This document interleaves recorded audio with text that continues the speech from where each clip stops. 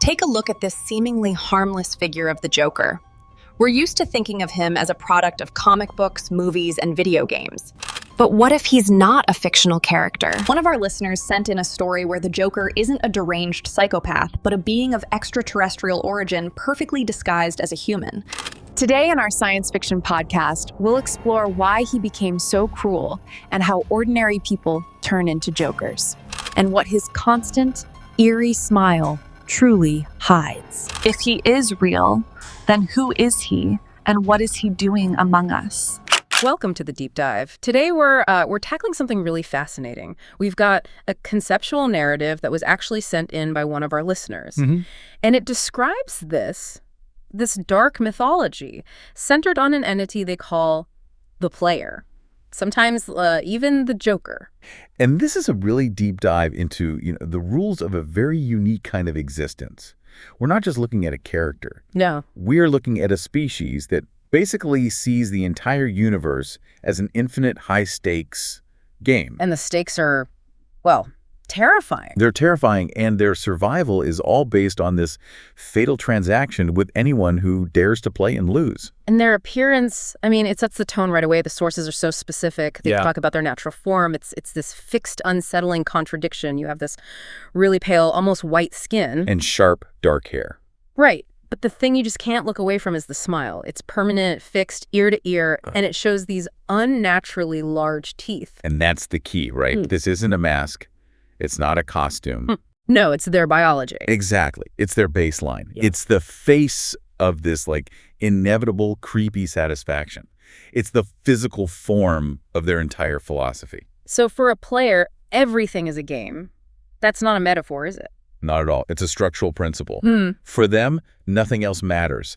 They are completely 100% unconcerned with anything outside of that game. The narrative calls them system hackers. What does that actually mean here? Is it just about being good at cards?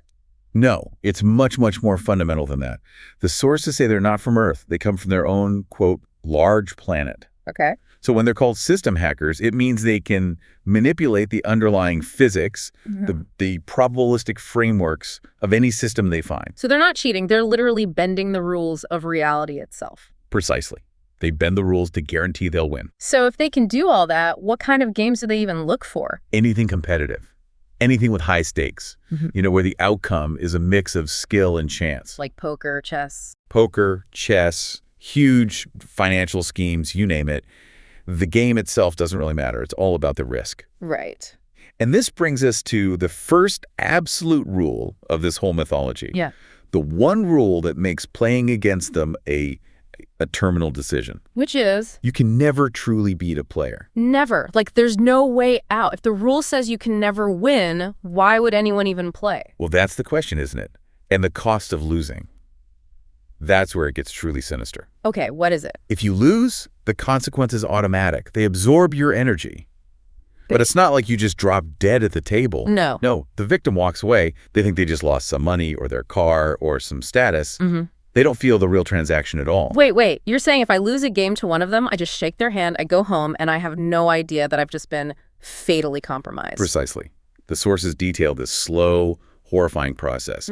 Over several years, the victim is just slowly destroyed from the inside. They start developing these serious, irreversible diseases, and eventually they pass away. But the most disturbing detail, the thing we really have to pause on, is what happens internally. Go on.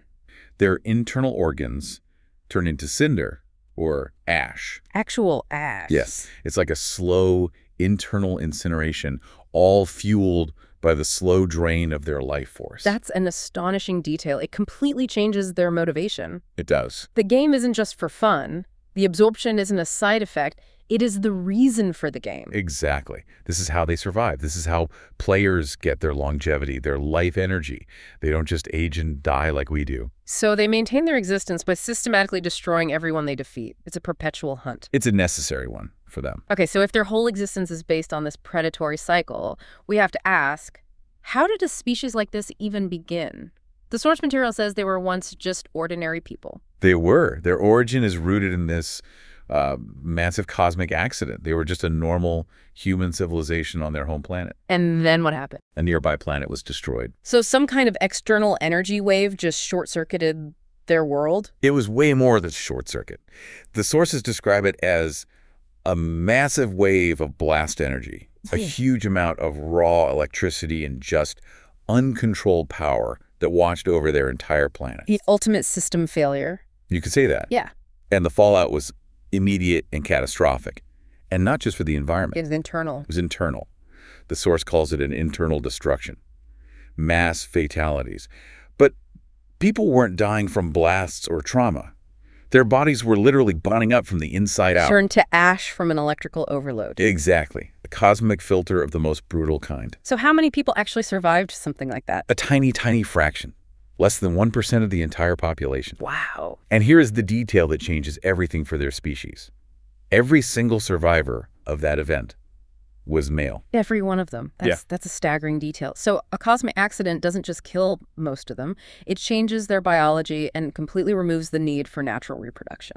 And that small, traumatized group became the first Jokers.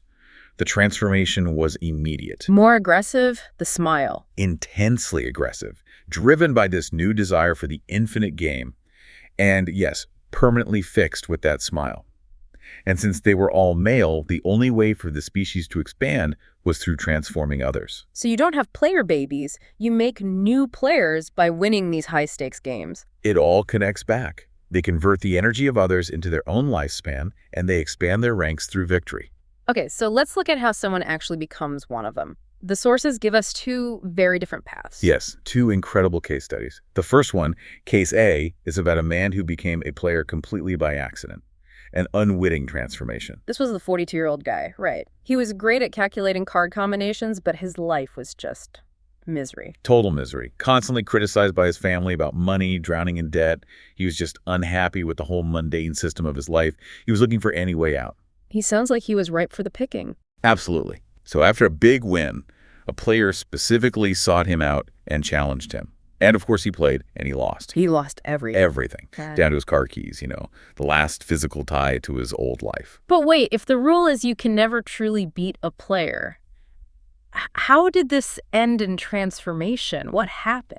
Well, in that moment of absolute zero, when he was just staring into the void of total loss, something in him triggered his own internal programming, like a hidden defense mechanism for extreme pressure. It activated it. It activated, and it allowed him to pull off a winning counter move. Yeah. He essentially hacked the player's system, and against all the odds, he won the game. Wow. A desperation-fueled system hack that bypassed their advantage. What happened next? How long did it take for the smile to show up? The full physical transformation only took 21 days. But the psychological shift, that was instantaneous. Really? Immediately. He cut off all contact with his family, his job. He gained this complete, unwavering confidence. He was just overcome by this desire to dominate and play. He became free from the systems that were controlling him. Debt, family, society. He achieved total liberation. Yeah. But the cost was his original humanity. That is an unbelievable trade-off. But what about the player who lost? That must be a massive shock for an entity that's used to always winning. Oh, it's the ultimate price for their arrogance. The losing player doesn't die or turn to ash, no. But they suffer a devastating setback. How so? They lose a huge portion of their stored life, their experience. The source calls it falling several steps down. So they get weaker. Much weaker. And this loss creates this profound internal fury. Just pure rage, even though that smile on the outside never changes. They basically have to start over, climbing their way back up by finding lots of new victims, and fast. That explains the aggression. Okay, let's move on to the second case. Case study B, the calculated risk. This is someone who wanted this to happen. Yes, and this candidate was highly unusual. A female entity, already living outside of normal systems. She had an immense mental capacity, was around 280 years old, but appeared to be 28. And she was bored. Completely bored. She had achieved everything she could in her own world and felt she lacked, in her words, sharpness or an edge. So boredom with perfection drives a quest for a radical experience. What was her specific goal? She wanted to experience the absolute opposite of her perfect life. She wanted a harsh, negative, aggressive, brutal personality to achieve a totally new kind of satisfaction. She wanted to become a player.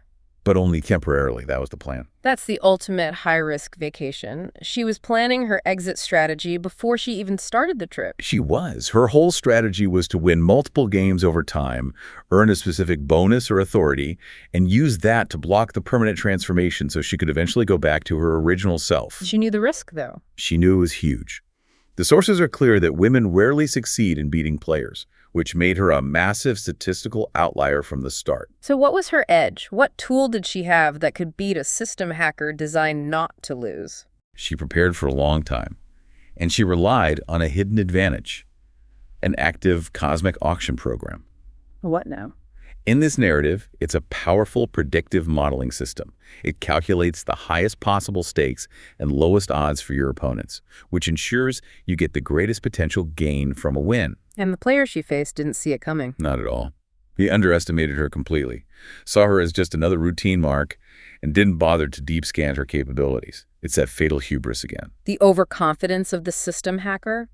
So she won. She transformed and became a male player. Did the experience live up to her expectations? Instantly. The transformation brought immediate total satisfaction. She just embraced the new status, the power, the aggressive, unlimited lifestyle. It was everything she was looking for. That feeling of authority and fulfillment? The sources say it's what jokers feel constantly. It's like an addiction. So she got her goal. She has the satisfaction, the authority, and theoretically she has the mechanism she earned to return to her old life. What stopped her from taking that final step back? And this is the absolute core of the entire mythology. The sources say it is titanically hard to turn back. Why? Because once you taste that radical, unlimited satisfaction, that feeling of having everything being totally free from limitations, you lose the desire to go back. The motivation just vanishes. It vanishes. Why would you return to a life of rules and duties and limits when you have none? So the freedom you gain by becoming a player is freedom from the desire to be anything else. It locks you into the game forever. Absolutely. And the final detail from the source material is the most telling. To date, there is no record of any player ever choosing to return to their former life. Even when they earn the right to do so. Even then. The new identity provides a satisfaction so complete that the old one just has no value anymore. Which brings us back around. You have these two totally different paths to transformation. The accidental winner trying to escape misery, and the calculated winner looking for the ultimate experience. And they both end up in the exact same place. Permanent commitment to the game and a total dissolving of who they used to be. The real takeaway is how radically your internal pluses and minuses shift. What used to be abhorrent, aggression, cruelty, a total disregard for others, that becomes the very source of your deep, addictive pleasure. and everything you once valued, family, love, purpose, wealth, it all just becomes useless noise, something to be thrown away without a second thought. You see, in this narrative, the ultimate freedom, unlimited life, no system control, total invulnerability, it comes at a cost. The cost is your original personality Yeah. and your capacity to want anything beyond the game itself. It's a terrifying kind of self-imprisonment. It is. So if the price of ultimate perpetual satisfaction is losing the ability to ever want anything else, would you risk the game? Would you risk losing your own curiosity just to stop the pain? We'll leave you with that thought to consider.